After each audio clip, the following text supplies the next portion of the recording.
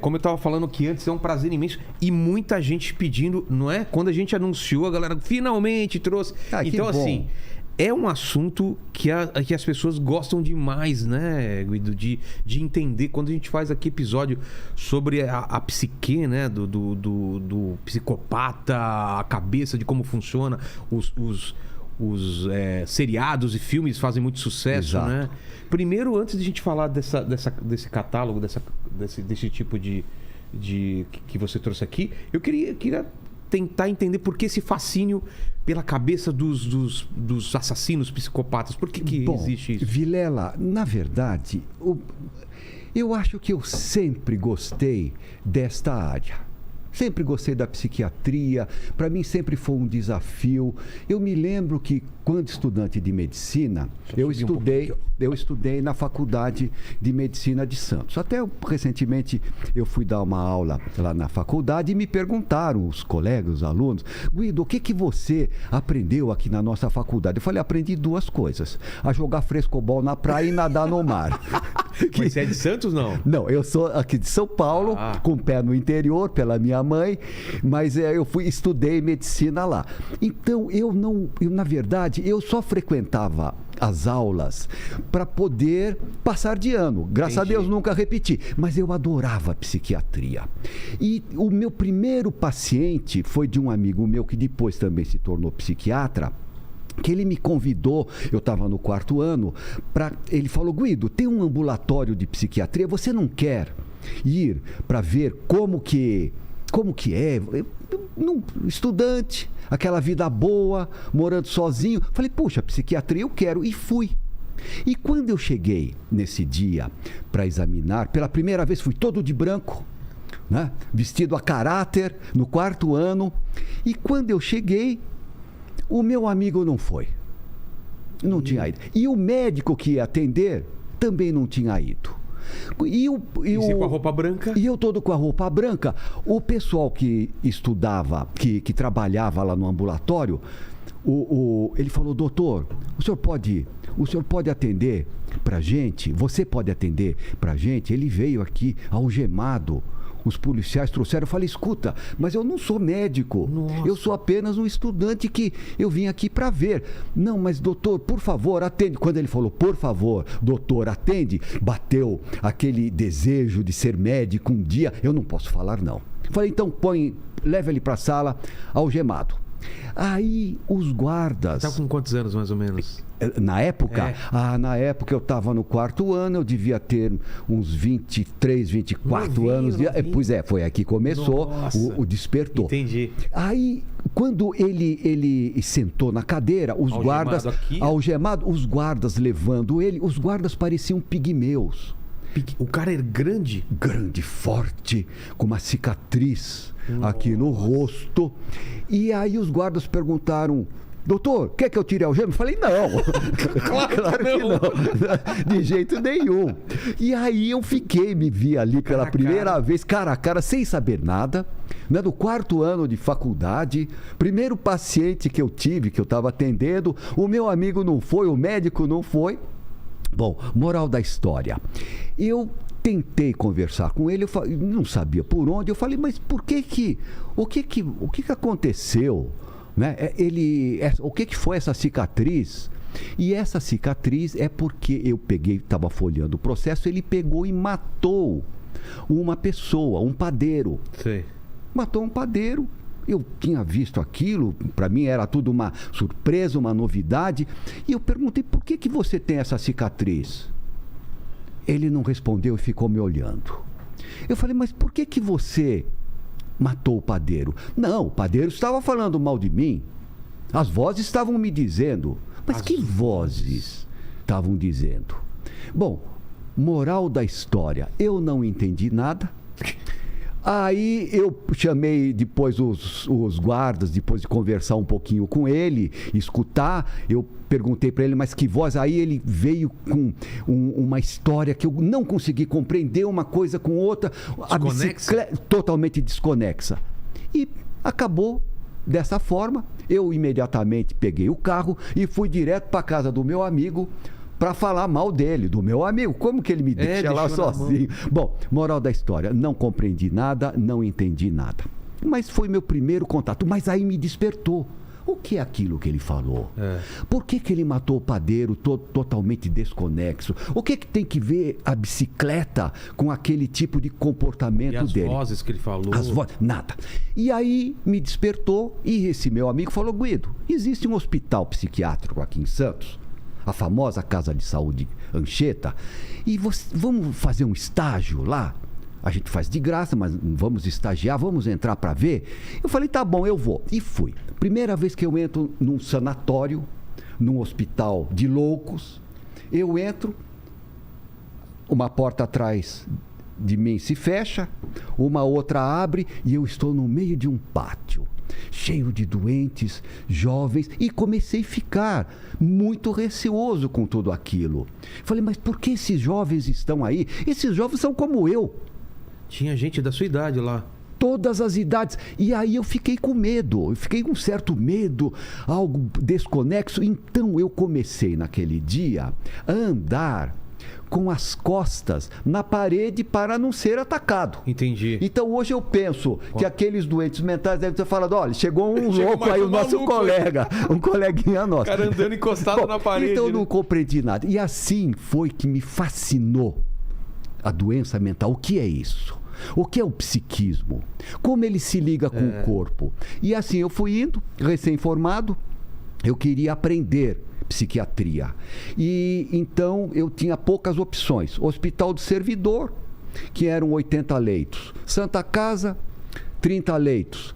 Hospital das Clínicas, 80 leitos. E eu perguntei para um médico que eu fui carregador de pasta, tive a honra de ser carregador de pasta dele. Falei, professor Fraletti, onde que eu quero aprender psiquiatria? O que é isso? Ele falou, Guido, você só tem uma única saída. Vai para o hospital de Juqueri, manicômio judiciário, e fique lá o maior número de anos que você conseguir.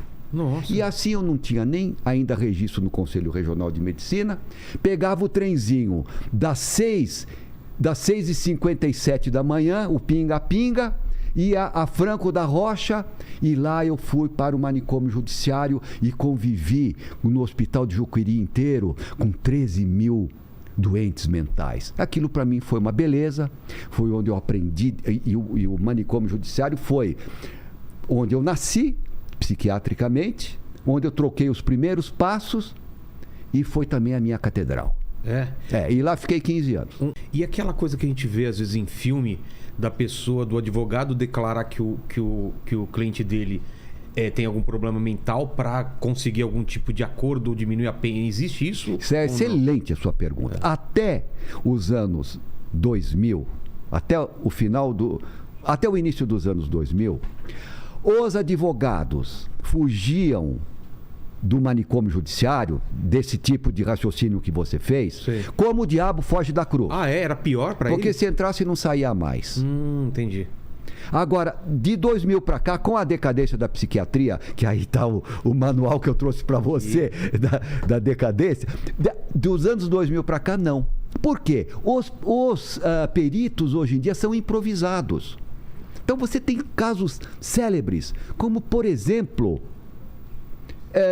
Bandido da Luz Vermelha, aquele que matou o cartunista, como é o nome? Do Glauco. Por quê? É um perito improvisado, ele vai lá, examina. Mal ou bem ele está com tratamento. Certo.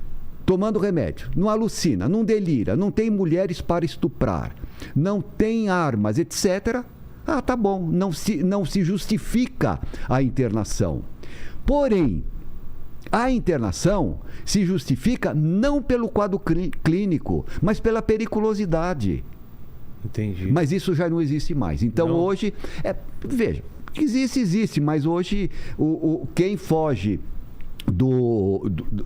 da medida de segurança, que é essa que leva esses criminosos, esses doentes mentais criminosos aos manicômios, quem foge hoje é o Ministério Público. Entendi. Que para o Ministério Público soa como, digamos, uma derrota. Porque ele não é apenado, é absolvido do crime e vai para tratamento. Quando, na verdade, não. Tecnicamente, o entendimento não seria isso, né? Não é absolutamente. Ele não foi absolvido, na verdade, né? Chama-se absolvição imprópria. Tá. Porque como ele é criminoso, ele não delinquiu por ser um criminoso. Não tem a ver com dolo, não tem a ver com... Não. Tem a ver com falta de entendimento. Entendi. Ou falta de capacidade de se determinar. Por exemplo, na droga. Falta de capacidade de se determinar. Na droga. Ele sabe que a droga faz mal. Ele sabe que ele está perdendo perdeu a família, que está imundo, que perdeu os dentes. E continua usando. Não quer mais usar. Mas ele não consegue segurar, porque tem um desejo imperioso que domina a vontade dele. Ele vai lá e usa, e até mesmo pode matar, roubar, um trocado qualquer para poder comprar a droga. Então, por falta de capacidade de determinação. E tem aquele que é por falta de capacidade de entendimento. Por exemplo, eu estou aqui conversando com você, tá certo? Nós estamos conversando, mas o Paquito está me perseguindo. Entendi. E é comum ele fazer isso mesmo? Não, ele está me perseguindo, porque as vozes estão me dizendo. As vozes me disseram. O Paquito está me perseguindo. Ele, por exemplo, eu não vou beber essa água. Ele pôs veneno aqui dentro.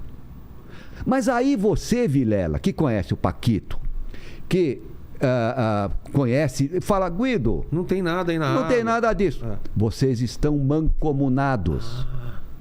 Você sabe por quê? Nada que eu te fale vai te convencer. Nada. Porque entre a loucura e a normalidade e a realidade, o doente mental sempre fica com a loucura. A loucura é o mundo real dele. Faz sentido para ele, né? Tanto é que ele nunca se acha doente. Ele pode estar doente do fígado, do coração, seja do que for. Mas da cabeça, jamais. Aquilo para ele é real. Aquelas vozes são reais. A perseguição é real.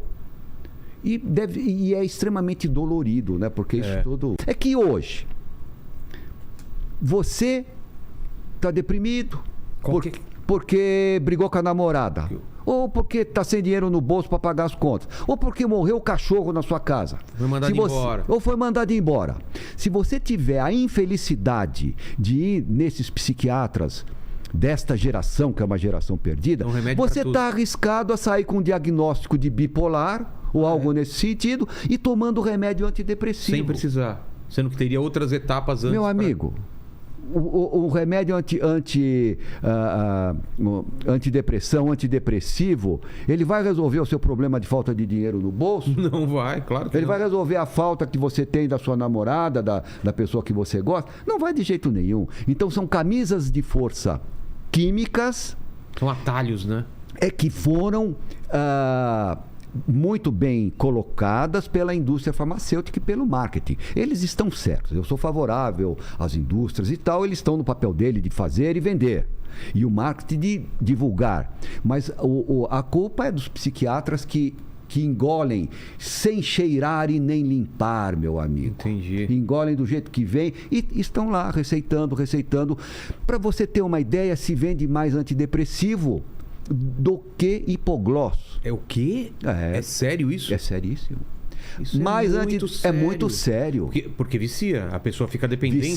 Vicia. Você sabe que há núcleos no mundo todo de resistência a essa psiquiatria decadente de hoje em dia. Isso no mundo todo. Começa há muito tempo? Eu diria para você, como um marco no início da virada do século. Tá. Que aí aquele venda extraordinária de cabeça. Por exemplo, os filhos novos, quem tem filho novo... Eu tenho um de 5 agora. De 5, se ele começar a desafiar a professora, ou quando ele for um pouquinho maior, vai na escola, desafia a professora, ou se indispõe com você, que às vezes pode ser até não o seu filho, por má educação mesmo, e você leva num psiquiatra para consertar, ele está arriscado a receber o diagnóstico de personalidade desafiante, qualquer coisa nesse sentido, qualquer coisa ridícula nesse sentido, ou déficit do transtorno da atenção e da hiperatividade. E tome remédio. Então, tomar muito cuidado com isso. Não, muito cuidado. Quanto mais distante dos psiquiatras, é melhor. na minha maneira de conceber. Psiquiatria foi feita para as pessoas que são de fato doentes mentais. Você chamar uma pessoa que tem problemas porque de desadaptação, ou que porque está triste, ou porque está agressivo, porque é uma coisa normal da absolutamente vida, né? normal. A gente passa, né, por esses ciclos. E até para você entender a felicidade, você tem que entender também esse momento, porque senão sua vida fica toda linear, né? Você não tem nem momento de felicidade, nem momento de tristeza. Claro. Tá sempre anestesiado, né? Claro. Então, isso tudo, a pessoa tem que se dar o direito a ter tudo isso. Porque hoje você também sabe, melhor do que ninguém, Vilela, que o mundo digital, ele cobra demais, é muito imediatista. Gera uma ansiedade, né? Para você ter uma ideia, nós saímos do Setembro Amarelo, que foi o suicídio. O número de jovens suicidas aumentou demais. E nesses casos, quando o remédio é mal dado, hoje existem trabalhos que mostram que o próprio remédio às vezes está na base do problema? Do suicídio. Ah, é? Porque, veja, o jovem, quando ele se suicida, principalmente o jovem, falando do suicídio do jovem, você tem muitos jovens que estão nos escutando. Porque na verdade é um paradoxo, né? Pois ele é jovem, na teoria não tem problemas tão grandes quanto uma pessoa que tem família, que tem... Pois é. E aí é um contrassenso a gente pensar... Mas você sabe por que ele não quer se matar? Isso é importante. Ah, não? Não. Ele quer matar aquele problema, aquela dor interna. O problema que ele não consegue lidar. Às vezes foi um bullying, qualquer coisa nesse sentido, puseram um chapéu com chifre, ele não consegue lidar com aquilo. Alguma coisa na internet, alguma coisa que deixou ele envergonhado. Exatamente. Ele não quer se matar, ele quer matar aquilo. Ele quer fugir daquele problema o mais rápido possível. E não tem saída, então ele põe fim à vida. Entendi. Então, se você conseguir... separar, né? Lidar com isso, alivia completamente. Então, agora, o que falta aos psiquiatras de hoje em dia? Os psiquiatras precisam voltar a ser psicólogos. Entendi. Meu amigo, o que você tem? O que houve? Por que você quer se matar? Qual é a diferença básica, psicólogo e psiquiatra? O psicólogo vai te escutar, vai te entender. E o psiquiatra, quantas vezes o senhor quis se matar? 1, 2 ou 3. Quantas vezes o senhor não tomou banho essa semana? Etc. Faz aquele padrãozinho, aquela tabela, aquele protocolo, chinfrim, que isso é para crianças preencherem, e vai sair de lá com uma tabelinha, tome remédio. Quando, na verdade, precisa abrir seus horizontes. Você tá triste, está deprimido, não consegue lidar com aquilo, porque você precisa falar. E não tomar camisa de força química, que não resolve nada. Exato. Bom, falamos muito sobre isso, hein? Mas eu acho que é importante para o jovem... Que é importante. Tem o meu sobrinho passou por isso também, eu fico tentando entender, né? Porque a vida dele, na teoria, é perfeita, né? Ele tem trabalho, tem os pais, tem uma vida estruturada, e vem essa sensação também de suicídio, de não estar feliz, e eu queria entender, né, como poder ajudar ele e esse tipo de pessoal. Por isso que quem está assistindo hoje em casa, como você está falando, que está nessa fase, o que a gente pode falar para ele? É um jovem, parece que ele não tem saída, aquilo tá pesando no coração dele. O que ele faz, então? O que é o caminho? Vamos lá. Cada um é cada um, mas o caminho existe. Primeiro, respondendo direto, depois vamos fazer a diferenciação do que é perigoso e o que não é perigoso. Tá. Isso vai passar, porque é um momento. É um momento que ele não vê saída, mas a saída sempre tem. Porque... se ele conseguisse parar naquele momento, ele tem que parar. 10 anos no futuro, ele veria que ele vai sair 10 anos não, às vezes são um mês. Um mês, às vezes dias. E desde que ele também pegue aquele problema que está incomodando e se afaste dele, não queira resolver, não fique com ideias fixas sobre aquele momento. Cada caso é um caso. Tá. Mas o problema do suicídio, e aí você fala, então o suicídio não tem perigo, o suicídio, quando que é perigoso? Esse suicídio que é absolutamente tratável é aquele que é motivado. Eu estou triste porque eu briguei com a namorada, porque fizeram bullying, porque isso, porque aquilo, aquele outro. Eu sei o motivo. Porque é externo, é exógeno. Tá. Ele vem de fora. Então, esse é tratável, precisa de um psicólogo, você precisa conversar, ele vai te abrir os horizontes, vai te mostrar que não é bem... Enfim, uma pessoa que possa escutar o máximo possível. Deixa falar, escute. E o psicólogo sabe fazer isso. Certo. O psiquiatra hoje, ele dá remédio para tudo. Agora, qual que é o suicídio perigoso? O suicídio doença. É o endógeno. É aquele que vem aquele que está dentro. O endógeno, ele é imotivado. Não tem um motivo. Ele não existe um motivo para você estar naquele estado. Nenhum motivo. Não é porque estou mal na vida ou estou sem perspectiva. Não. Aparentemente não há nenhum motivo. Não. E normalmente ele acontece, não dá em jovem, ele eclode mais para adiante. Tá. Então isso também é básico. Normalmente os dos jovens são todos possíveis, eu falo a grosso modo, possíveis de lidar e resolver. Mas aqueles que são de doentes mentais verdadeiros, eles eclodem por volta a partir dos 40, 35, 40 e daí para frente. Mas eles são endógenos. Então esse precisa de remédio, muitas vezes a eletroconvulsoterapia, o famoso eletrochoque resolve. Funciona. O movimento é muito interessante. O movimento surge na Itália, com Franco Basaglia, no manicômio de Trieste, na Itália, porque naquela época, foi muito interessante esse movimento, que teve o Thomas Szasz, que foi o grande ideólogo desse movimento antimanicomial. Ele falava assim: doença mental não existe, é um mito. Pois é, mas veja, doença mental não existe doença mental. Mas como? Não existe por quê? Porque esse psiquiatra, aquele outro, esses que estão aqui, esses psiquiatras, eles chamam esse indivíduo de esquizofrênico. Ele pegou a esquizofrenia como padrão. Chamam esse indivíduo de esquizofrênico. Mas isso é uma convenção, porque também você poderia falar que ele é um padre. Ou qualquer coisa nesse sentido. Na verdade, todos nós aqui no mundo estamos cumprindo o nosso papel. Por exemplo, eu agora, como sendo entrevistado por você, Vilela, entrevistador. Certo. Então não existe mais nada do que simplesmente isso. O resto são rótulos. E o esquizofrênico, por sua vez, ele também está fazendo o papel dele. Se você gosta ou não gosta, se é diferente ou não é, isso daqui não tem nada de anormal. Quem diz que tem anormalidade é essa psiquiatria, justamente, que diz que ele é um esquizofrênico. Pois bem, então isso pegou. Isso teve David Cooper, Thomas Szasz, tal. E se não existe doença mental, obviamente que não pode existir tratamento. Tá certo? Então, abaixo os manicômios. Então vem o movimento antimanicomial. Mas com graves consequências, porque naturalmente doença mental existe e é uma doença como outra qualquer, Vilela. Se você pegar, por exemplo, Covid, ela tem febre, tosse, coriza, enfim, dor disso, dor daquilo, etc. Se você pegar tuberculose, tem isso, aquilo, aquele outro.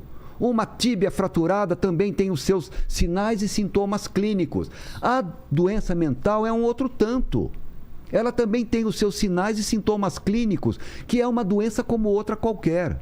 Com começo, meio e fim, prognóstico, diagnóstico, anatomia patológica, ou seja, existe um cérebro, em alguns casos, de formação anatômica diferente, etc. Agora, claro que como isso exige uma formação, para você saber o que é um delírio, o que é uma alucinação, o que é uma fuga de ideias, o que é uma desagregação, o que é isso, o que é aquilo, você precisa ter uma base técnica, como em todas as cadeiras da medicina. Acontece que os piores alunos de uma faculdade de medicina vão fazer psiquiatria. Por quê? Porque dá para você, entre aspas, enrolar. Ah, não, isso é normal, eu acho que é. Ele está alucinando, delirando, totalmente louco, mas ele está interpretando. Não teve o Thomas Szasz, o David Cooper e o Franco Basaglia, que disseram que louco não é louco, que loucura não existe, então parece que tudo é possível. E não é. E não é. Mas a gente está falando se você me permite, a gente está falando da doença mental, não é? Que é uma coisa que é fácil de ver. É fácil de ver e tão fácil de ver que o próprio nome alienação mental vem daí. Esse nome alienação mental foi dado por Asclepíades Betiniensis, que era um médico grego, amigo do velho jurisconsulto Cícero, lá da velha Roma. E ele notava... Alienação mental. Ele notava que os indivíduos doentes mentais hoje, que é o chamado de furiosos ou mentecaptos... Vem daí o mentecapto? Vem, mente captada. Pelo diabo. A doença mental era possessão demoníaca. Que era possessão demoníaca. Epilepsia, épio que está acima, tudo lepsia, abater, epilepsia.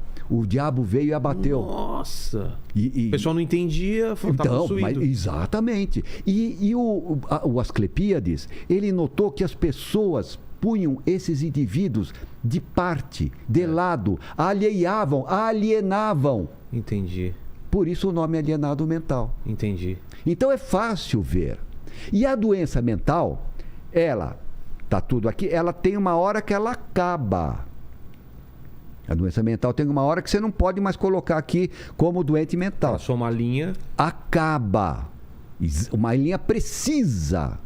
Quando termina a doença mental, não é exatamente aqui que começa a normalidade. A normalidade vai começar lá para frente. Tem um espaço aqui, um E cinza. quem são os habitantes psiquiátricos desse interregno entre a loucura e a normalidade mental? Respostos condutopatas, também conhecidos como psicopatas.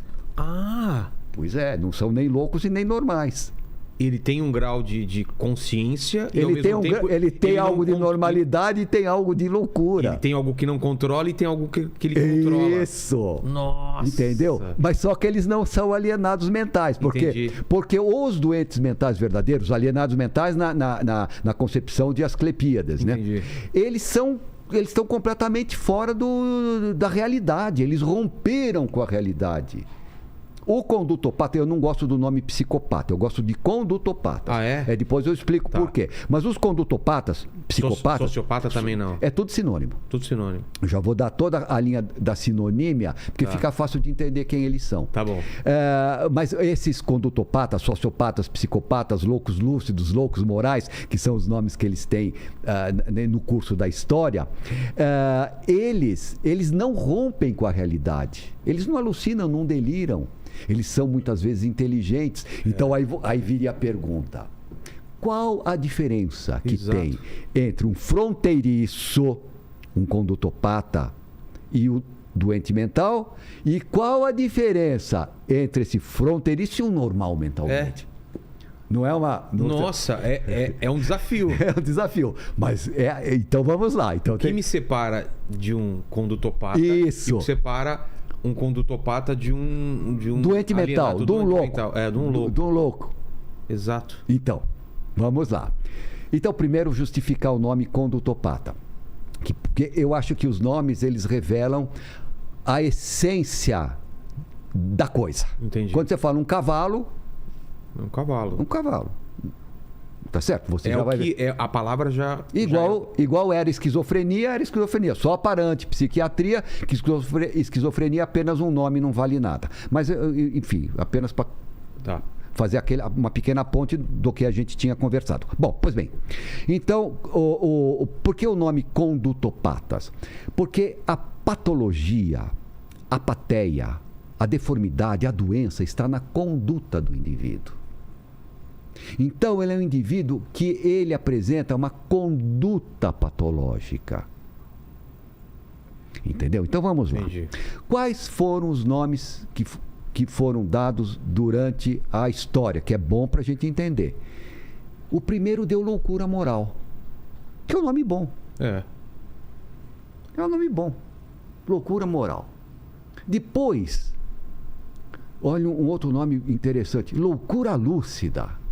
São nomes Que já caiu em desuso. Mas... Tudo caiu em desuso. Loucura lúcida. Loucura lúcida. Depois, os tais psicopatas.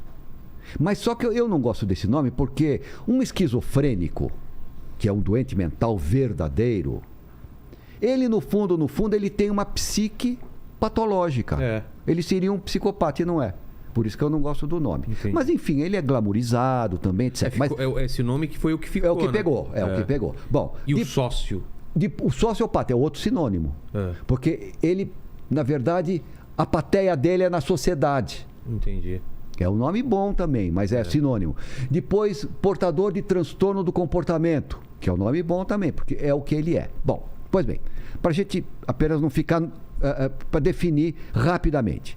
Qual a diferença que tem entre um fronteiriço e um doente mental? Um condutopata, sociopata, condutopata, psicopata, louco lúcido, louco moral, todo sinônimo. Qual a diferença dele para um doente mental verdadeiro?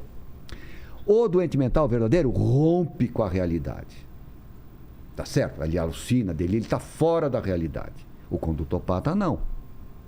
Ele não alucina, não delira, ele não tem problema de inteligência. Então, qual que é a diferença dele para o normal mentalmente? Tá certo? O que difere ele de ter esse diagnóstico de um normal mentalmente? A diferença é o que ele não tem. Empatia. Empatia, sim, um deles. Sentimentos superiores de piedade, de compaixão e de altruísmo. Tá. Isso faz com que eles sejam absolutamente egoístas. Eles só pensam naquilo que interessa a eles e nada mais. Então, é clássica a pergunta que a gente faz quando vai examinar condutopatas, já suspeitando que ele vai ter esse diagnóstico. É clássica a pergunta, escuta, você está arrependido do que você fez? Claro que estou, doutor. Eu estou preso há 3 meses. Estão me chamando de monstro. Quer dizer, não é com aquilo que ele fez a vítima. Ele não está arrependido com a ação, ele está arrependido... E todos os condutopatas são iguais. É o que estão fazendo com ele. É o que recaiu sobre ele. Porque se não tivesse recaído, é zero arrependimento. Eu tenho casos, com todo respeito, maravilhosos, entre aspas. Maravilhosos do ponto de vista psiquiátrico forense, não é? São casos todos terríveis. Terríveis. Mas, por exemplo, de um matador que ele matou... que é um clássico da literatura psiquiátrico-forense. Ele era prostituto e ele fazia ponto, foi pego com uma pessoa, que foi para casa dessa pessoa, tomaram uns drinks e ele matou. Matou sempre, ele tem 13 homicídios, é um assassino serial. Sempre nesse Sempre processo. No mesmo padrão, na mesma coisa. Aí eu pedi para ele, falei, escuta, você pode... me fazer, eu gosto muito disso. Você pode me fazer escrever uma carta com seus sentimentos, porque aí ele vai ter tempo para refletir, tempo para pensar, eu também vou estudar o que ele está colocando, etc. Eu gosto disso. Tenho até uma pequena coleção de carta de doentes mentais, esses condutopatas, etc. Mas ele tem nesta carta, é impressionante. Ele diz que ele não tem culpa do crime que ele praticou. Ele fala assim, por que ele me convidou para tomar um drink? Se eu não tivesse convidado para tomar um drink, eu não teria morrido. Quer dizer, ele ainda culpa a vítima. Mas isso é relativamente comum. Essa moça glamourizada, que teve até filme, etc., que matou pai e mãe, mancomunada com dois indivíduos. Ela, quando a psicóloga perguntou para ela se ela estava arrependida do que ela tinha feito... O que ela falou? Ela falou meio arrependida, meio. Mas você conhece alguém que se arrepende meio de ter matado o pai e a mãe? Não, claro que não. Você acha que é possível? Claro que você briga com seu pai, você não vê a hora de arredondar. Com o pai, com a mãe, com uma pessoa querida. Meio. E isso ela falou ainda com uma certa... Não foi nem franqueza, porque ela não está zero arrependida. Meio arrependida, não está arrependida. Mas as respostas são clássicas. Eu tenho várias nesse sentido de absoluta ausência de sentimento superior de piedade, compaixão e altruísmo. E isso leva a uma ausência da capacidade de criticar aquilo que faz. Se eu não sei o que eu fiz, eu não tenho crítica. E pode dormir com a cabeça tranquila no travesseiro. Dorme com a cabeça tranquila no travesseiro. Outro grande matador que teve também, um matador matou a família, pai, mãe, 3 irmãos. São casos clássicos que eu estou recordando aqui. Você está arrependido do que você fez? Eu examinei ele exatamente na data, uns anos depois, na data que ele tinha matado o pai, a mãe e 3 irmãos. Exatamente no mesmo dia. Aniversário. Estava fazendo aniversário do crime. Do crime. Eu falei, fulano, você lembra? Você sabe que dia é hoje? Hoje é dia tal, tal, tal, tal. Você lembra desse dia? Um dia. Eu falei, mas escuta, há tantos anos, você matou seu pai, sua mãe e 3 irmãos. Também o mesmo diagnóstico de condutopata. O que isso representa para você? Ele falou, Guido, o que representa? Está fazendo 10 anos. O ano passado foi 9, o outro foi 8, o outro foi 7. Quer dizer, nada, é 0. Não há ressonância afetiva. Mas isso é só isso que eles têm de diferente? Não. Mas antes da gente ir para outro assunto, e quando o indivíduo ele vai querer te falar que está arrependido só para ter um perdão ou para ter uma... Você consegue perceber? Meu amigo Vilela, veja. Você entendeu, né? Claro, não, estou muito arrependido, não queria ter matado meus pais. Meu amigo, isso, para um psiquiatra forense de formação, não precisa ter muitos anos de experiência. Sim. Com um pouquinho de experiência, com 2, 3 anos de experiência, desde que tenha um pouco de experiência, que viva. Isso aqui é impossível. Dá para perceber na hora. Além de você não aceitar, ainda você pega. Entendi. Pega e falou, para com isso, porque eu vou contar que você está me enganando, aí você vai se dar mal. Mas você estava falando da falta de arrependimento, qual outra? Você estava elencando. Você tem a falta, exata, a falta de arrependimento, a ausência de sentimentos superiores de piedade, compaixão e altruísmo, e você tem também um desejo deformado. Desejo. O que seria isso, desejo deformado? Por exemplo, eu quero matar aquele indivíduo para ver cair, porque eu acho graça. Ou para ver como é um corpo. Eu gosto de ver por dentro cair, do corpo. Ou abrir um corpo, sei lá. Ou algo nesse sentido. Sei. Ou fazer uma maldade.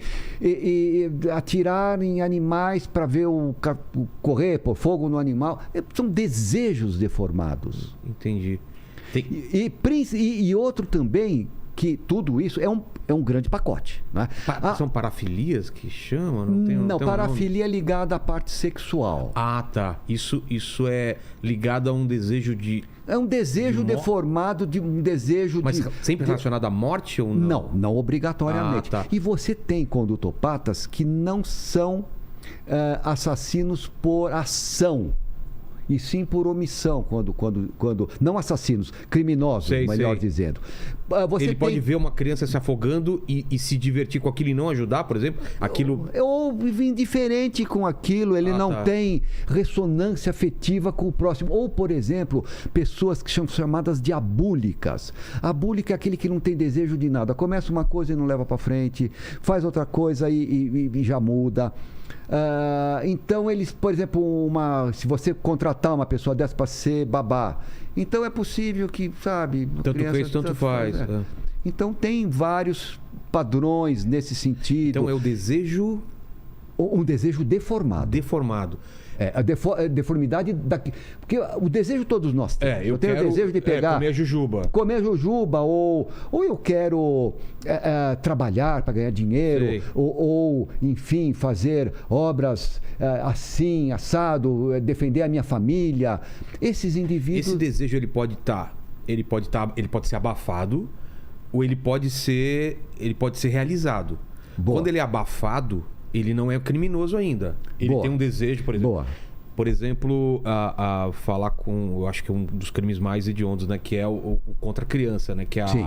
Como chama? Pedofilia. Sim. O cara pode ser um pedófilo. Sim. E aquele desejo está represado. A partir do momento que ele faz, ele o torna criminoso, ou ele já daquilo, desde que ele nasceu com aquilo. A sua pergunta é ótima. Você entendeu? Porque às vezes ele tem aquilo, ele está controlando, mas você sabe que a qualquer momento aquilo pode vir. A sua pergunta é ótima e ela vai dar uma forma para a gente poder entender bem até mesmo... Essa linha, né? Eu entendi. Boa. A sua pergunta é ótima. É assim. Porque tem gente que consome coisas da internet, por exemplo. Boa. Não, mas a sua pergunta é fundamental. Tá. Uma pergunta importante para esclarecer uma série de pontos. É assim.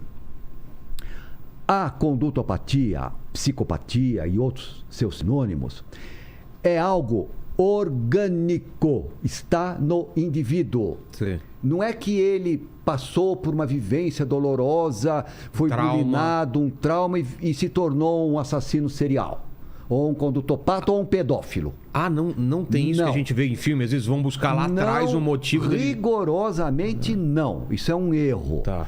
Ele nasce com aquilo. Ele tem organicamente. Então eu vou chamar isso de potência. Tá latente dentro dele. Potência dele. Tá. Porém, todos os indivíduos, eles estão inseridos no mundo. Tá certo? Então, se ele tem muita potência, digamos, para pedofilia, ou para assassinato, para roubo, ou sei lá o quê. Animal, sei lá. Etc. Se ele tem muita, nada segura. Nada consegue. Uma hora aquilo vai. E a partir do momento que começar, ele não aí para vai embora. mais. Aí vai embora. E quanto mais ele faz e dá certo, mais ele vai fazer. Mas nada segura. Porém, se eu tenho esta potência, mas é pequena, é uma pequena potência. Entendi. E eu estou no meio social altamente favorável e bom e sem. Pode ser que eu seja apenas uma pessoa meio estranha, mas nunca vá desencadear. Entendi. Agora, se esse mesmo indivíduo, com essa pequena potência, está num meio social desfavorável, ruim, agressivo, desencadeia. Entendeu? Potenciato. Nossa, agora entendi muito bem isso daí.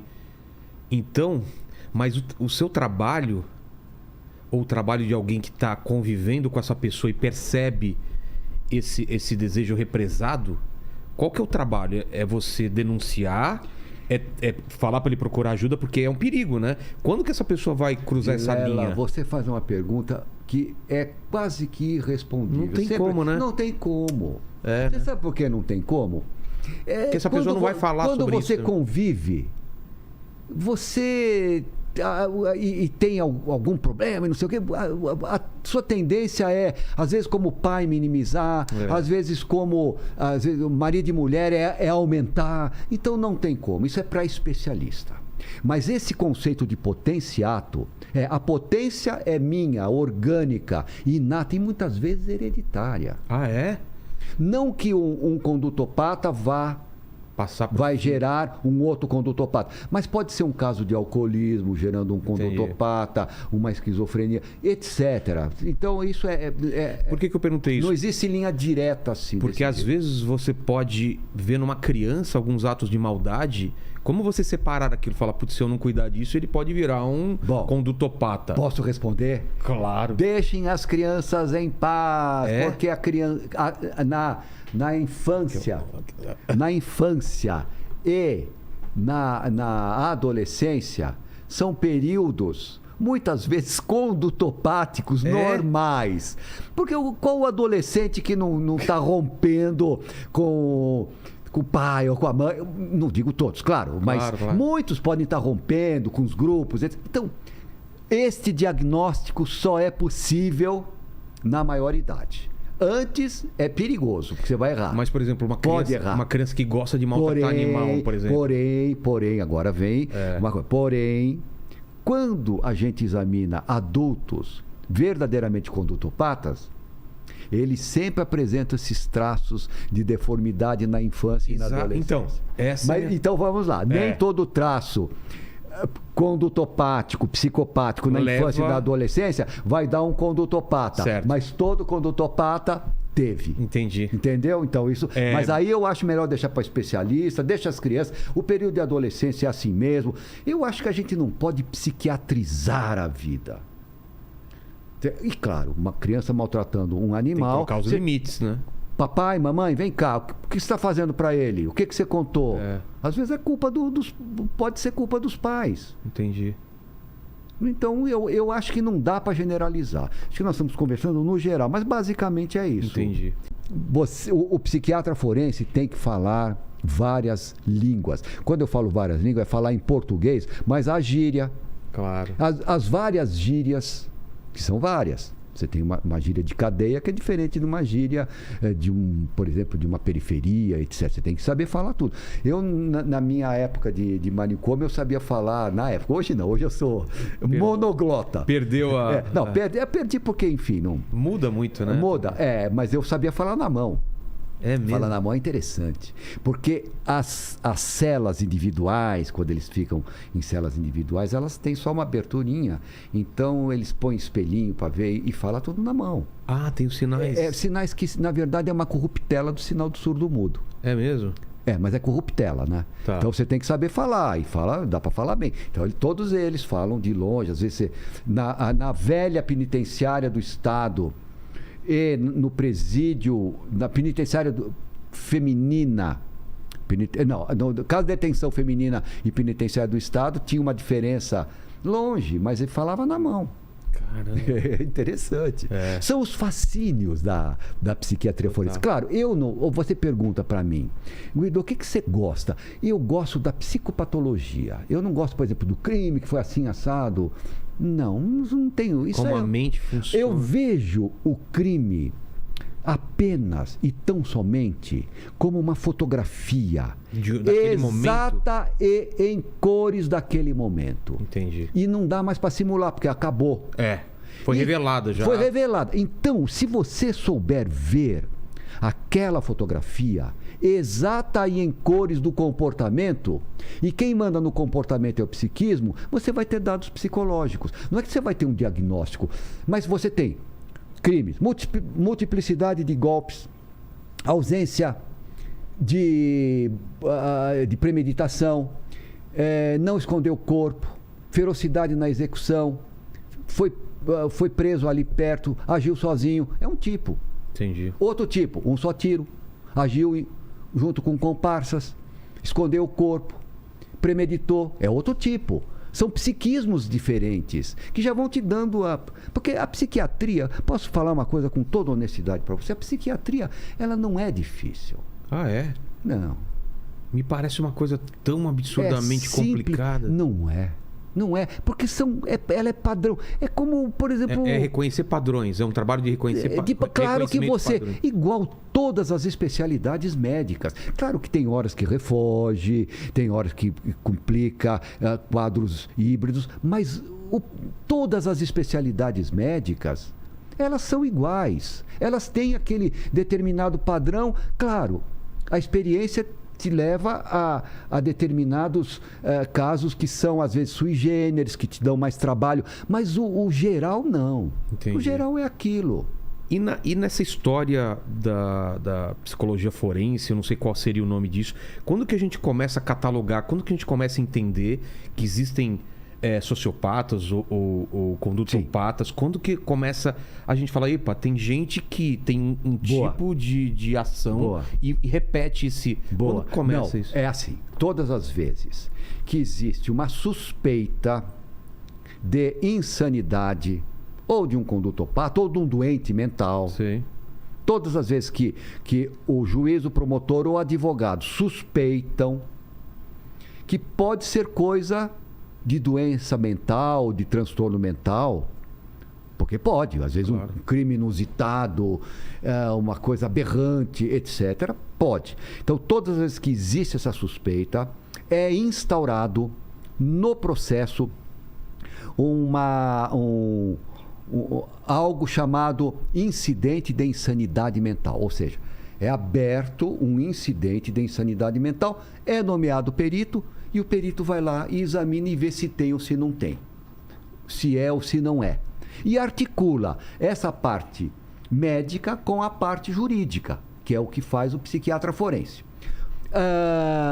Mas o que o psiquiatra forense vai ver? Qual que é o caminho? O que ele quer saber? Quando ele está examinando, quando ele está vendo, o que ele quer saber?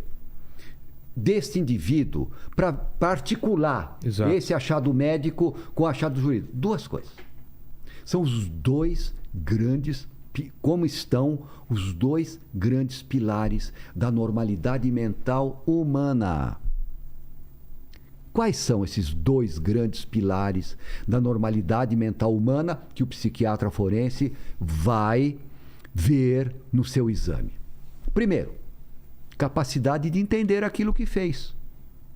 Ele entendia que ele estava matando esse indivíduo, um pai de família, isso, aquilo, aquele outro, ou ele matou porque ele escutou uma voz dizendo que aquele indivíduo estava perseguindo, ou estava pondo veneno na comida, ou estava querendo, etc. Se for esse entendimento, se ele vir que é um entendimento delirante e alucinatório, obviamente que ele não entendia. Ele entendia delirantemente e não logicamente. Então aí tem problema nesse pilar, que é o grande pilar, que é o pilar da capacidade de entendimento, chamado razão. Tá. Ele vai palmilhar, examinar, ver como é a razão daquele indivíduo em face do crime. Esse é o primeiro pilar. O segundo grande pilar, capacidade de se determinar, ou seja, de agir de acordo com esse entendimento, que é o livre-arbítrio. É a capacidade dele agir livremente. Por exemplo, quando que ele tem entendimento e não tem determinação? Tá certo? Ele entende. No caso da droga, que a gente começou a falar. Eu sei que a droga me prejudica, eu sei que a droga está acabando comigo, estou perdendo amigo, família, etc. e tal. No entanto, não consigo largar. Não, porque você quer ver um outro? Ciúmes patológico. Eu até entendo que essa minha mulher, etc., mas aí já é delirante. Tá certo? No ciúmes patológico, eu já começo a achar uma série de coisas que não são coisas absurdas sobre essa mulher. Ele começa a fazer ligações que não existem. Não existem. Qualquer coisa eu vou contar uma para você, que eu tive um caso que um delirante patológico de ciúmes, delírio de ciúmes, um delírio patológico, ele espalhava pó, como é que chama essa? Farinha. Farinha? Farinha. Na frente da casa para surpreender possíveis pegadas do amante. Nossa! E não tinha nada disso. Que ideia maravilhosa. Vou usar aqui com vocês aqui. Outra, ele, por exemplo, a mulher se voltasse com, digamos, com olheiras. Sei, ele já associava. É a prova. Para ele não é dúvida, é prova. Não, é prova. Então ele não tem entendimento. E aí na verdade, não se liga a feminicídio. O feminicídio eu mato porque eu detesto a mulher, ela merece morrer mesmo. Entendi. Ou por que ela não atendeu aos meus pedidos, ou por que está me deixando, ou quer ficar com o meu dinheiro. Isso é outra coisa. Nesse caso eu estou falando de um... Esse é um crime delírio. Não. Não. Nesse caso, o delírio de ciúmes é outra coisa. É uma doença mental. Entendi. É uma ruptura com a realidade. Normalmente são o nome que se dá técnico é paranoia. É uma paranoia. Paranoia é um delírio crônico, sistematizado, como se fosse um tumor encapsulado dentro do seu psiquismo. Você é uma pessoa normal. Você vai fazer ginástica, você vai trabalhar, você vai conversar com seus amigos, você vai fazer o seu programa, você vai fazer tudo. Mas pergunta como vai sua mulher. Como é que vai sua mulher? Desgraçado. Está querendo sair com ela? Por que ele está querendo saber? Nossa. É assim que funciona. Por quê? Está encapsulado. Se você toca, ele explode. Entendi. Entendeu?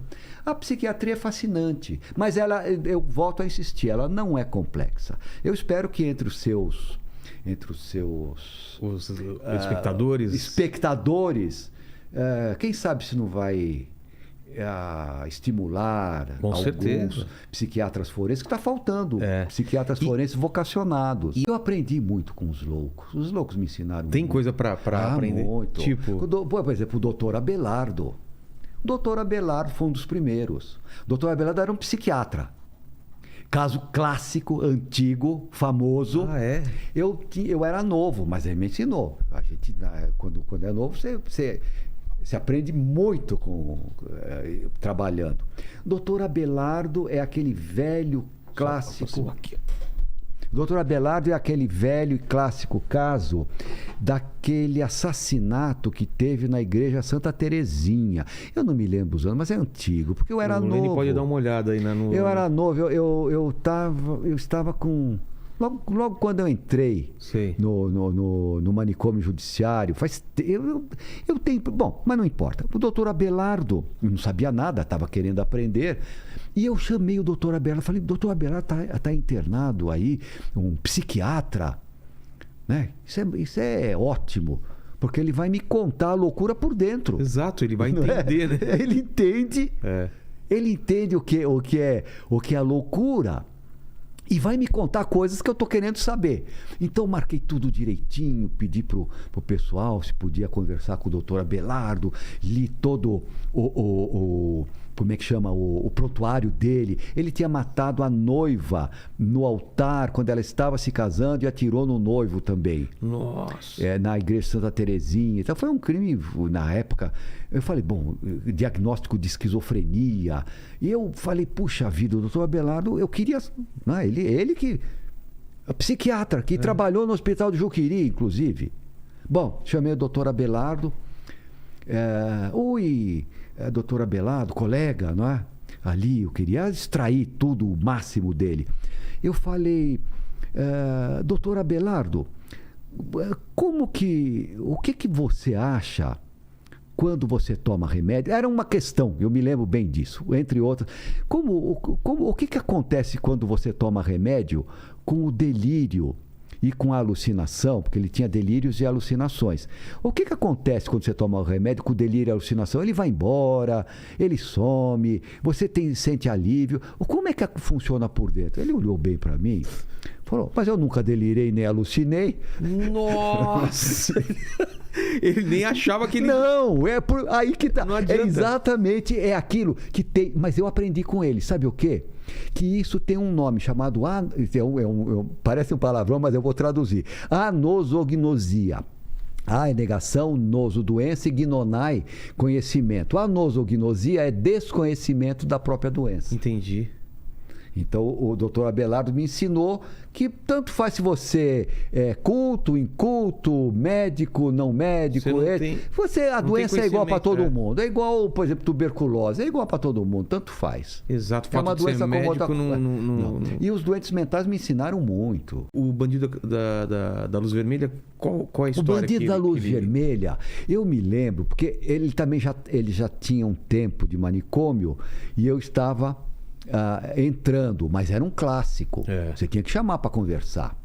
E eu li o prontuário dele, também sempre querendo aprender. Qual que é a história dele mesmo? Bandido da Luz Vermelha, ele entrava na casa das vítimas, em mansões, usando uma máscara, ele era mascarado, arrombava as janelas, era hábil nisso, entrava no quarto onde estavam as pessoas, né, dormindo normalmente, e punha um facho vermelho e roubava e matava também, né? Mas era com uma luz, ele usava uma lanterna vermelha. Por isso o nome. E roubava, ele gostava de brilhantes. Ele gostava de brilhantes. Brilhantes. Na verdade, ele gostava de brilhante. É o que ele mais roubava tudo, mas ele gostava de brilhante, matava, etc. E ele era o bandido da Luz Vermelha, ele era muito... Ele tinha uma fama muito, ele era muito desbocado, muito assim, metido a valentão. Sim. E tal. E tem até uma história lá no manicômio que ele falou, isso é verdade. Ele falou para o diretor que ele queria conversar com o diretor. E o diretor, velho na casa, sabia tudo. Um extraordinário pesquisador, um gênio. Ele chegou e falou, olha, pede para a guarda trocar de roupa para ver se ele não está escondendo alguma arma, um estilete, qualquer coisa. Ele estava incisivo, que queria conversar com o diretor e foi levado dessa forma. Trocou de roupa, uma roupa nova, foi levado na frente do diretor e ali tem algumas regras, que a mesa era chumbada, não existe objetos soltos ou contundentes, etc. A cadeira, ela fica numa distância, por exemplo. Ah, é? Mais ou menos essa? Grande, para que não possa, por exemplo, te pegar no primeiro golpe. Entendeu? Então fica numa distância. Então tudo isso é absolutamente natural, normal, numa casa desse tipo. Entendi. E aí ele senta e fala para o diretor, o Paulo Fraletti. Ele falou: olha, a sua guarda é uma M. Uma merda. Uma merda. A sua guarda é uma merda. Eu não mato o senhor, eu não agredo o senhor, porque eu não quero. Porque poderia. Porque eu poderia pegá-lo agora. Paulo Fraletti. Bom, moral da história. Ele tira da panturrilha, da barriga da perna, ele espetou um estilete, tira e põe em cima da mesa do que diretor. Passou na revista. Por que passou na revista? Porque ele tinha muita, como é que chama? Essa varizes. Sei. Então, ele pôs um estilete ali e tirou ali. Nossa. Olha que interessante. Mas eu chamei o Luz Vermelha para conversar com ele. Porque eu queria saber, início, então eu queria saber, era um clássico e tal. Entender a cabeça dele, né? Entender a cabeça. Por que ele gostava de Brilhante? Eu chamei, mas ele já estava um pouco deteriorado, porque a doença ela tem uma marcha que leva para uma demenciação. Entendi. E ele já estava num grau, não digo de demenciação, mas estava mal. Eu perguntei para ele, eu me lembro bem, ele sentou-se na minha frente, eu falei: por que Brilhante? Pensando que tinha alguma coisa, alguma ligação para mim, aquilo era importante. Não, mas não tinha nada. Era só o valor econômico mesmo? Ele estava numa situação que ele praticamente não conseguia articular bem as ideias para contar alguma coisa. Então, o Luz Vermelha, embora ele tenha sido muito famoso, o quadro dele foi um quadro que foi caminhando para demência. Entendi. E o que ele tem de clássico na psiquiatria forense paulista e brasileira é um grave erro de médicos. Diagnóstico? Não, de médicos peritos improvisados que eu acho que deveriam responder na justiça. Ah, é? Sim. Ele chegou a um determinado momento que ele recebeu um parecer favorável dizendo que ele não tinha mais periculosidade e que ele estava bom. Mas como bom? Ele estava num grau quase de demenciação. Como bom? Ele não tinha possibilidade nenhuma, depois de mais de 30 anos de manicômio judiciário. Nenhuma possibilidade de voltar para a rua. Integração. Nenhuma. Ser reintegrado socialmente. Não tinha, porque não tinha, infelizmente. E por que será que foi dado esse... Porque este médico, junto com outros, são 2 médicos, ele, enfim, despreparado, não sei se também mau caráter, com todo respeito, não vou falar nome, mas, para mim, tudo isso precisa ser visto.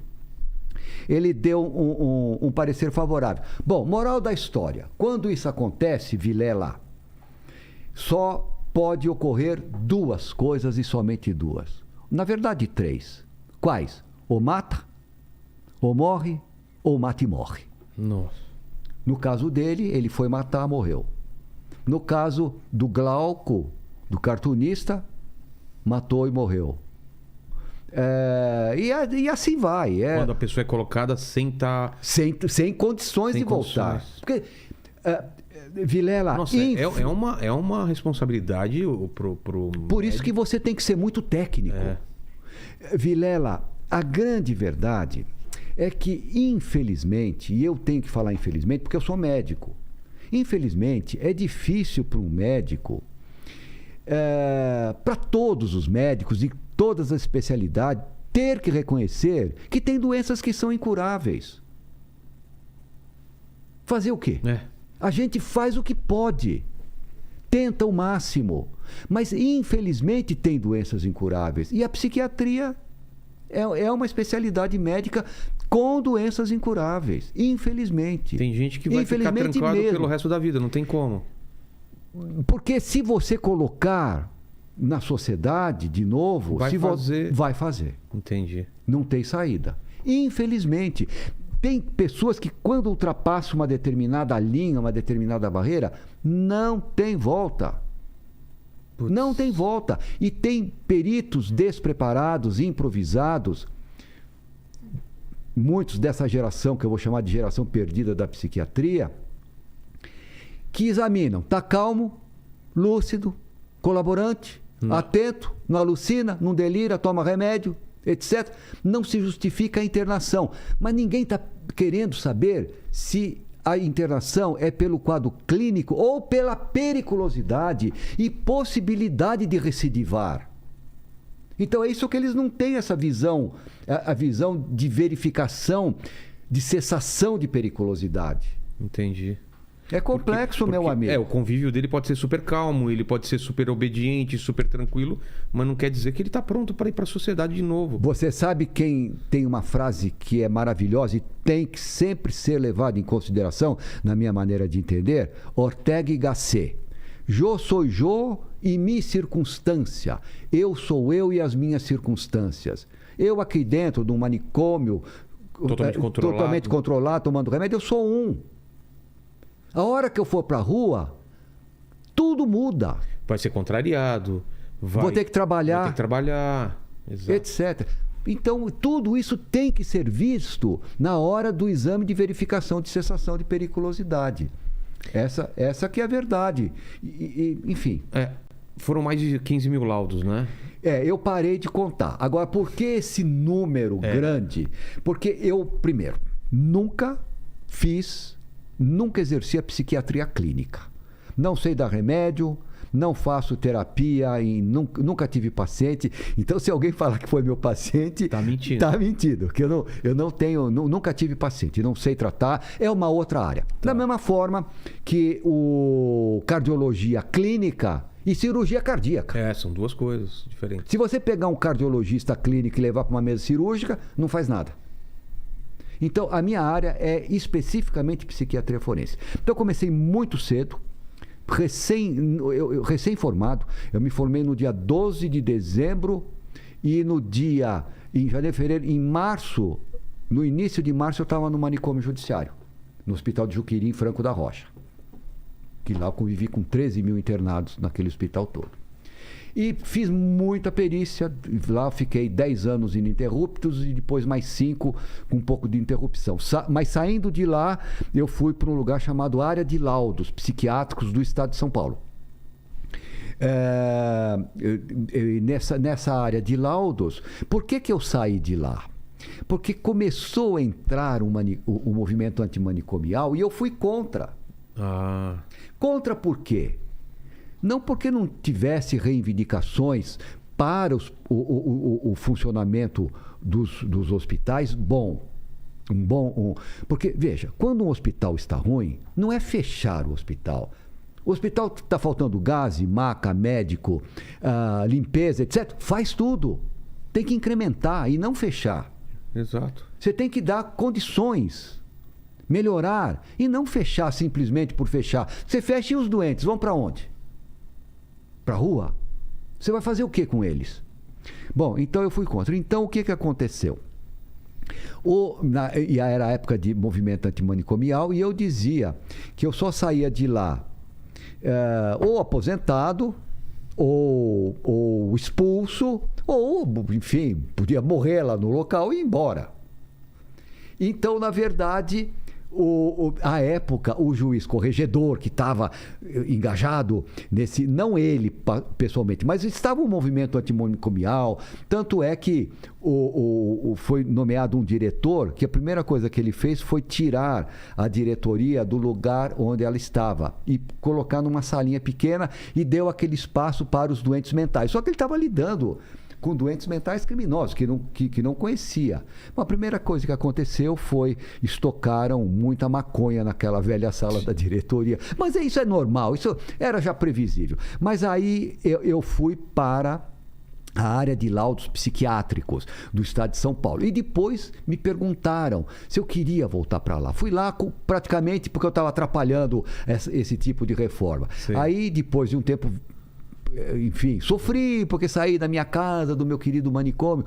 Aí, se eu queria voltar para lá. Eu fui. Falei, claro que quero. O próprio juiz corregedor me levou. Mas aí já não era o velho prédio, com os ciprestes de Van Gogh. Aquele velho prédio é lindo. E tinha uns ciprestes, parece aqueles dos quadros de Van Gogh. Lindo.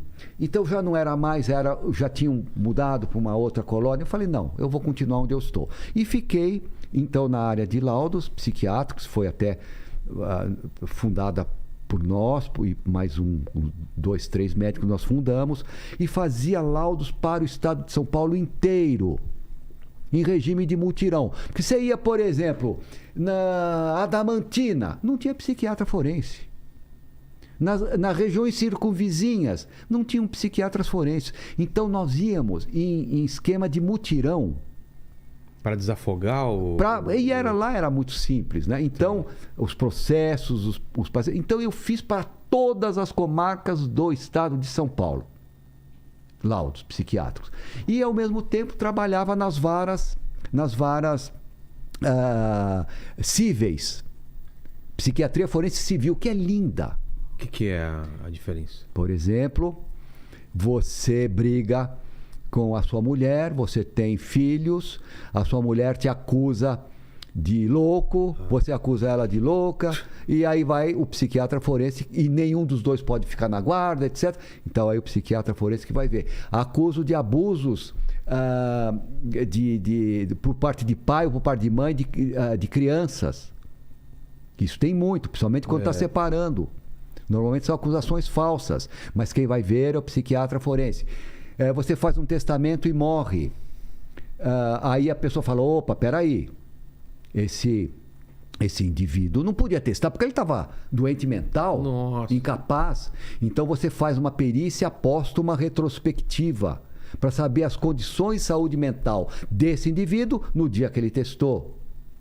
Você, por exemplo, uma pessoa recebe uma herança, mas ela é incapaz. É incapaz, porque ou é doente, ou tem desenvolvimento mental retardado, etc. Então, são laudos de interdição. Aí vai o psiquiatra forense que diz. Ela é tão linda, a psiquiatria forense civil, quanto a psiquiatria forense criminal. Elas são lindas, porque seus casos são extraordinários também. Só que tem menos, digamos, interesse holofote, social. O holofote está nos grandes crimes, né? Exatamente. E por que você acha que tem esse interesse tão grande da sociedade? E por que tem tanta gente que é fã desses criminosos? Assim, você vê fã da Matsunaga, da Richthofen, o pessoal aplaude Vilela. Goleiro Bruno, né? Vilela. Eu não sei se eles aplaudem ou criticam. Eu acho que aplaudir positivamente... Não, até quem foi aqui que foi o Ulisses, que a Matsunaga foi aplaudida quando saiu, né? As mulheres aplaudiram, né? Ah, bom, mas aquele lá parece que... Eu conheço o caso dela bem. Como que... O caso dela é o quê? Ela tá nessa linha aqui, espectro que ela tá. Boa pergunta. Eu conheço e posso falar dentro dos limites seguintes. Ela fez um filme. Uma série, né? Uma série, um filme. Então eu também me sinto à vontade. Tá, claro. Tá certo. Eu conheci o caso dela porque a vítima, os avós, os pais da vítima, era um problema de disputa de guarda. Exato, da filha, né? Da filha menor, e que ela pleiteava a guarda, então era preciso ver quem era, quem não era, porque queria, porque não queria.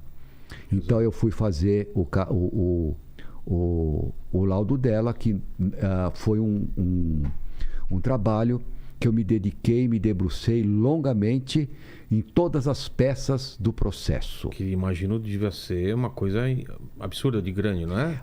Normalmente os casos, esses casos famosos, eles são pilhas. Hoje em dia são 4 mil páginas. Mas são 4 mil. Nossa. Bom, faz parte. Tá. Eu gosto que os processos físicos são mais fáceis de manusear do que os eletrônicos.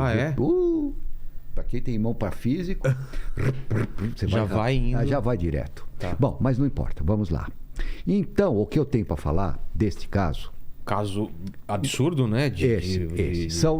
Porque ela passa, como você disse, apenas para trazer uma realidade. Claro. Para esses que aplaudem, etc. e tal, não sei o quê, eles não sabem, porque provavelmente eles têm informação do filme. Que passa uma imagem dela...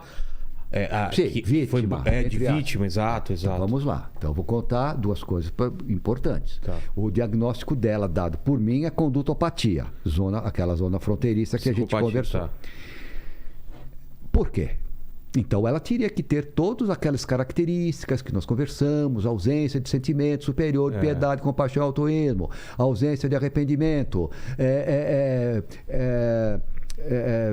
desejo deformado, tudo aquilo que a gente conversou, né? Então, Tá. Pois bem. Então, vou contar 2 fatos que não aparecem no filme, mas são 2 fatos importantes. Na verdade, eu vou contar 3 Tá. que não aparecem no filme, mas são importantes para as pessoas. Peraí. Pra entender. Porque o filme vende... Eu não assisti, nem vou assistir. Também não. Minha mulher viu e ela me contou. Não, eu não vou assistir porque... Eu também não gosto. Eu também não gosto. Não dou liberdade. Não interessa. Eu conheço também o real. Bom, mas vamos lá. Nada contra quem assiste, porque pode despertar curiosidade mesmo. Mas vamos lá. Primeiro, depois que ela matou e esquartejou o marido, que eu vou dizer para você, eu examinei muitos esquartejadores. Não demais, mas muitos. Sim. Nenhum esquartejador que eu examinei, dos que eu examinei, eram normais mentalmente. Porque o esquartejamento é um ato tão bárbaro, né? Porque é para lá da morte. Você não tá... A pessoa já tá morta. Exatamente. E você fatia ela. É uma coisa impensável, né? Exatamente. Uma pessoa normal não esquarteja, porque ela vomita, não vai, não dá. Ela pode até tentar, mas ela não vai conseguir. Pode até tentar, mas ela não vai para frente. Entendi. Bom, pois bem, mas tudo já bem. parte desse fato que mas esquarteja. Tá. Já é um fato que precisa ser ponderado. Agravante. Mas então ela pôs todos os pedaços dentro da mala. De mala, pôs no porta-mala e foi se desfazer desses pedaços numa estrada no interior. Isso, afastado. Bom, isso não que eu saiba, porque eu perguntei para uma pessoa muito querida, um advogado, que funcionou justamente neste caso, nesse caso na parte civil de família. Ele assistiu o filme e eu perguntei, eu falei, escuta, passa esse detalhe que eu vou contar para você agora no filme? Ele falou, não passa. Qual o detalhe? Para você sentir a frieza dela. Para mim é um sinônimo de frieza. Ela então estava com o carro cheio de pedaços do corpo esquartejado ali no carro. E ela foi pega pela polícia. No trajeto? Sim. Pararam ela? Pararam. E aí? Pararam ela. Com o corpo esquartejado dentro. No porta-mala? No porta-mala. Tá certo? Por excesso de velocidade. O guarda parou. Você sabe qual foi o depoimento do guarda que todo mundo queria saber? Claro. O senhor não notou nada de diferente? Absolutamente nada. É impassível. Totalmente normal. Desesperada, angustiada. Meu amigo, se você passar com uma garrafa de uísque a mais numa blitz, você o seu guarda tá aqui ou algo parecido, você se entrega. Claro, não tem como. Não tem como. Mas isso aí também não é tudo. Ela veio do Rio Grande do Sul para São Paulo na véspera do assassinato. Ela comprou uma Makita no Rio Grande do Sul e transportou de avião. Ah, é? É. Consta isso no filme? Não consta. Sabia disso? Da Makita? Pois é. Mas ela não usou a Makita. Ela não usou, né? Não, tá. Talvez pelo barulho. Tá. Fala, Leni. Eu acho que algum perito já falou aqui da Makita. Nossa. Acho que o delegado Mauro acho que falou sobre isso. Bom. Você imagina que ela pode também ter pensado em... Claro. Por que não comprou então aqui e transportou? Para não chamar atenção? Não. Veja, eu acho que começa por aí. Começa por aí. Aí por que você... Por que você comprou a Makita? E o que você... Não, eu ia dar de presente para ele para abrir caixa de vinho. Essa foi a resposta dela, a justificativa dela. Bom, pois bem. E o terceiro ponto, que também não aparece no filme. E tem mais, eu poderia falar quarto, quinto, sexto, mas eu vou falar o terceiro ponto. Depois que ela deu tiro, ela atirava bem. Depois que ela deu tiro, ela trocou o cano do revólver. Para não ter... enfim, por causa de balística, ela trocou o cano do revólver. Também não conta que trocou o cano do revólver.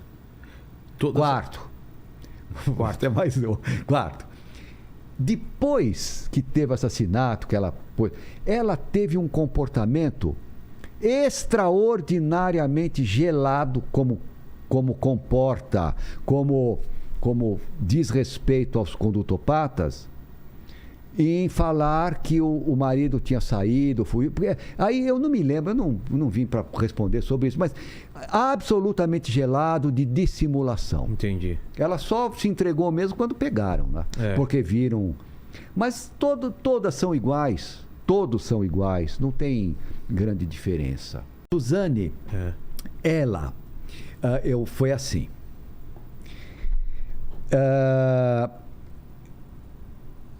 Alguém queria que ela fosse para a rua.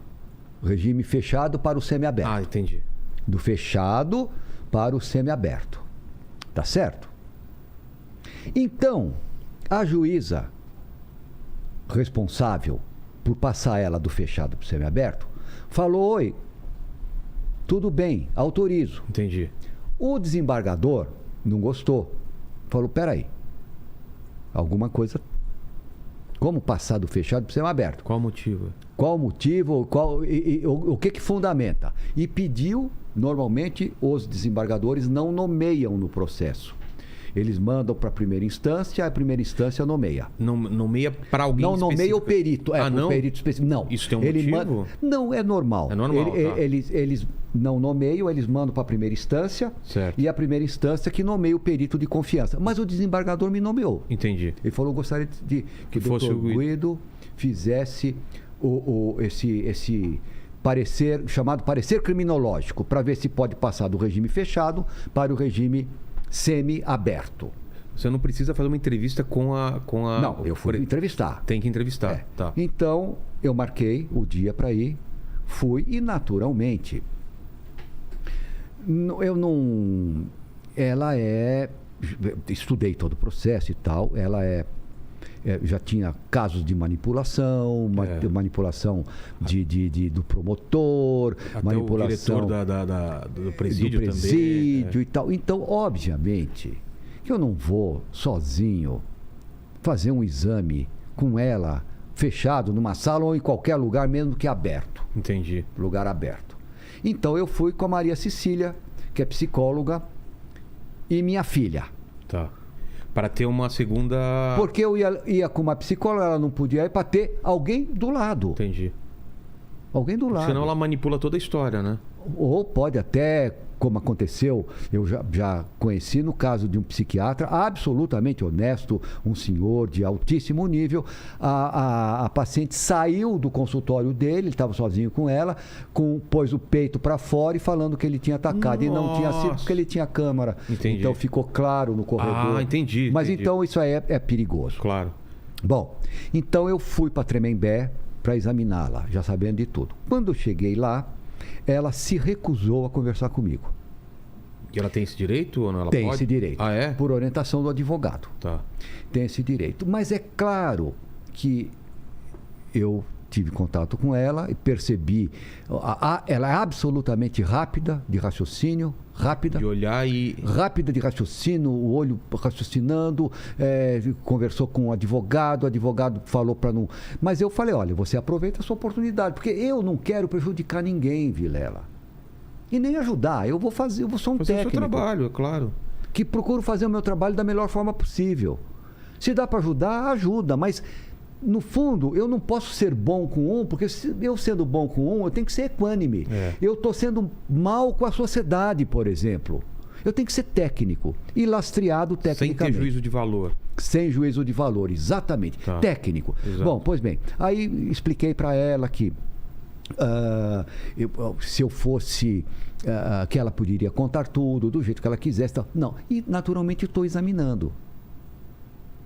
Naturalmente eu estou examinando. Eu perguntei se ela queria pôr alguém da confiança dela na sala, desde que fosse um funcionário, etc. E naturalmente Maria Cecília não ia sair do meu lado, óbvio. Mas enfim, ela se recusou. Ela se recusou. Se recusou completamente. Falei, tá bom, então eu vou fazer um laudo indireto, que é comum também, em psiquiatria forense. Também acontece.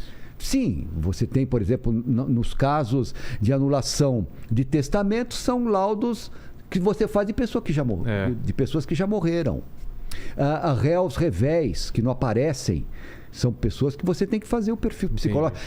Para a polícia, que tem um perfil psicológico de um criminoso, então isso aí é comum. Então eu fui absolutamente contrário a ela caminhar do regime fechado, caminho progressivo, do regime fechado para o semiaberto. Entendi. Absolutamente contrário. Porque isso é levado em consideração para quem vai julgar. Exatamente. Aí entreguei para a juíza de primeiro grau que estava julgando, não para o desembargador. Entendi. O desembargador só mandou. Entendi. Bom, a juíza julgou com uma penada, dizendo o seguinte: o doutor Guido não examinou. Ora, eu examinei demais. O método do exame indireto é diferente do método do exame direto, mas a acurácia é a mesma. Entendi. Então, deu, e aí ela queria soltar, não é? Na minha concepção. Então a juíza deu progressão no regime. Só que essa moça, ela é extremamente manipuladora. E ela manipulou a juíza, na minha concepção, e não saiu. Ela não saiu, porque ela estava amaziada com uma outra detenta. Ah, verdade. Não é? Estava amaziada, então tinha suas regalias, sei lá, isso não me importa. E não saiu. Ela foi sair quando ela quis. Olha, a alternativa... Olha, o antidepressivo, ele precisa, de fato, ser receitado naquelas circunstâncias que a gente estava conversando, Vilela. Exato. Que é... De dentro, né? De dentro. Mas isso é bem raro. É bem raro. São casos específicos das famosas psicoses maníacos-depressivas, ou psicose maníaco-depressiva. Então, a alternativa são hábitos saudáveis. Não que não possa tomar sua cervejinha, seu uísque, etc. Isso é saudável. Mas hábitos saudáveis e exercícios físicos é muito bom. Exercício físico é um excelente remédio antidepressivo. Então, hábitos, por exemplo, você saber descansar. Então, o descanso do dia, o descanso da semana e o descanso do ano. Então, o descanso do dia, mesmo que você trabalhe até 11 horas da noite, começou cedo, saber, como eu digo, fechar a boutique. Fecha a boutique, acabou. Desliga. Mas você vai aprender a fazer isso e vai descansar. E não ficar levando aquilo para a cama, que fica puxando e vai para lá e já acorda no dia e embala tudo uma vez só. Então, descanso final do dia, final de semana. Não precisa ser sábado ou domingo. Mas, por exemplo, domingo à tarde, não vou fazer absolutamente nada. É 0, 0, 0, 0. Nada. E não faz. E uma pequena férias. Eu acho que isso aí dá para recarregar a bateria. E saber que os problemas, eles existem. As soluções também existem. Muitas vezes você pensa que não tem solução nenhuma e tem. O Jung, que foi um grande psicólogo, Carl Gustav Jung, ele dizia que em 3 semanas, que são 21 dias, o psiquismo, ele vai procurar, nesse momento, entrar em equilíbrio. Como o corpo, sempre quando ele está mal, ele procura entrar em equilíbrio. Se você foi um machucado, o corpo quer entrar em equilíbrio e fechar aquilo. Certo. Entendeu? Você, mesmo que tenha edema, mesmo que tenha... Ele vai procurar. A febre é uma tentativa de entrar em equilíbrio em determinadas circunstâncias. Então, o psiquismo também. Ele vai tentar entrar em equilíbrio. Então, um pouquinho de paciência, isso aí pode ajudar muito. Mas cada caso é um caso, naturalmente. Olha, hoje nós vivemos numa decadência da psiquiatria ocidental, com improvisação de peritos que não sabem nada e vão lá e dão... dizem que eu acho que é isso, eu acho que é aquilo, eu acho que é aquele outro. O Champinha não tem saída. O Champinha não tem saída. É pôr na rua e delinquir. É aquilo que a gente estava conversando. Tem umas coisas que são incuráveis. Infelizmente, ele tem uma deformidade mental orgânica que, para mim, vem não só de um hereditário ruim, com um sofrimento quando nasceu. Que ele teve uma hipóxia, na minha concepção. Uma falta de oxigenação cerebral. E dá isso que tecnicamente, psiquiatricamente, dá esses encefalopatas, que é o caso do Champinha. A patologia está no encéfalo dele. É um terreno... E não adianta. Não existe uma injeção, um remédio, um tratamento que possa fazer com que ele seja aquilo que ele nunca foi e nunca será. Entendi.